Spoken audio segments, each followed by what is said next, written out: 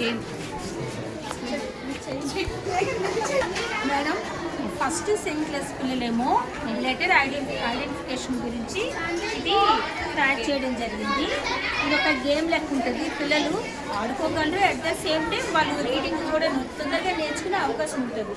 Suppose ఇక్కడ వేసామనుకుంటే ఒక గోటి అని చదువుతాడు, వాడికి రాలేదనుకో పక్కన వేరే చదివే పిల్లల్ని పెడతాం. అప్పుడు ముందుగా చదివేటోడు ఈజీగా చదువుతాడు. నెక్స్ట్ రాని వాడు కూడా వీటితో పాటు నేర్చుకునే అవకాశం ఎక్కువ ఉంటుంది. అదే 2 లెటర్ వర్డ్స్ అనుకోండి, ఇక్కడ 2 గోటీస్ వేయాలి. పా వచ్చింది ఇక్కడ ఆ పా అయితే ఇక్కడ మీనింగ్లెస్ వర్డ్, కానీ పిల్లవాడు జత చేసే అవకాశం ఎక్కువ ఉంటుంది, జత చేసి చదివే అవకాశం ఉంటుంది. ఆ పర్పస్ మీద ఇది తయారు చేయడం జరిగింది. ఇంకా నెక్స్ట్ ఇది గా ఉంది, గా ఇట్లా పెట్టుకుంది. ఇది గుణితలు, పిల్లవాడు ఫిస్ ఎట్లా సెట్ చేస్తాడు. గా గి ఇట్లా అట్లా చివరి వరకు ఒకరి తరతో ఒప్పుకొని ఇట్లా పెట్టుకుంటాడు.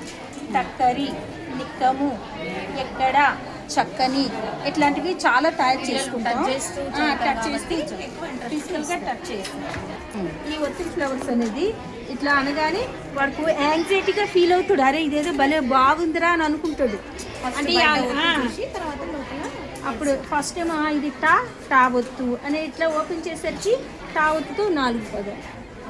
చెట్టు, పిట్ట, గుట్ట, జట్టు అట్లా.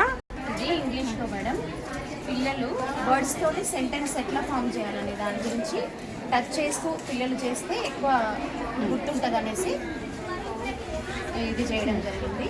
ఒక్కొక్క ఇప్పుడు ఐ అనే వర్డ్ని ఐడెంటిఫై చేస్తాడు. He, she, it, we, they ఇట్లా వర్డ్స్ని ఫస్ట్ ఐడెంటిఫై చేస్తాడు, వాటిని చదువుతాడు, రీడింగ్ చేస్తాడు.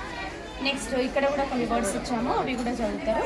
నెక్స్ట్ ఈ వర్డ్స్ని కూడా వాళ్ళుకొని ఇట్లా గ్యాదర్ చేసి ఎట్లా చదవాలనేది పిల్లవాడు ఒక గ్రూప్గా మెయింటైన్ చేసుకుంటూ ఒక్కొక్కరు ఒక్కొక్క వర్డ్ చదువుతారు.